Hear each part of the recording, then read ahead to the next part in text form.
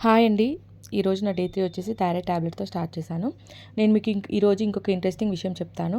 ఏంటంటే మనము ఏవేవి తినకూడదు అంటే మామూలుగా మనం ఏం చెప్తాము క్యాబేజీ, కాలీఫ్లవరు ఇంకా పాలకూర, బ్రోకలీ తినొద్దు అని చెప్తాం. దీంతో పాటుగా అసలు నిజంగా తినకూడనిది ఏంటి అంటే sweets, cool drinks, deep fried items, high calorie ఏంటంటే అసలు నిజం చెప్పాలంటే కనీసం అవైనా మనం నెలకొకసారి తింటే ఏం కాదు కావచ్చు కానీ మనం ఇవి డైలీ తినే డీప్ ఫ్రైడ్ ఐటమ్స్ అంటే మెయిన్‌గా బోండా, పూరి, బజ్జీ, ఇంకా స్వీట్స్, కూల్ డ్రింక్స్ వీటి ద్వారా మనకి హై క్యాలరీస్ మన బాడీలోకెళ్తాయి. దీనివల్ల ఏమైపోతుందంటే మనకు ఆల్రెడీ మెటబాలిజం అనేది స్లోగా ఉంటుంది కాబట్టి దాంతో మనం తిన్న ఫుడ్డు డైజెషన్ అవ్వక, క్యాలరీస్ బర్న్ అవ్వక అది మనకి ఫ్యాట్ రూపంలో స్టోర్ అయిపోతుంది. దీనివల్ల మనం లావు పెరిగిపోతాం. కాబట్టి మెయిన్‌గా వాటిని కాకుండా వీటిని అవాయిడ్ చేయండి.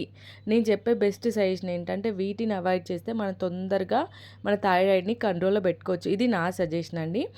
ఇంకా తర్వాత నేను లంచ్‌కొచ్చేసి రైసు, పప్పు ఇంకా గోరుచిక్కుడుకాయ కర్రీతో తినేసాను. ఇంకా తర్వాత మజ్జిగ తాగేసాను. నాకు ఈవినింగ్ కొంచెం హెడేక్‌గా ఉంటే కాఫీ తాగేసాను. తర్వాత డిన్నర్‌కొచ్చేసి ఈరోజు నేను పన్నీర్ సలాడ్ చేసుకున్నాను.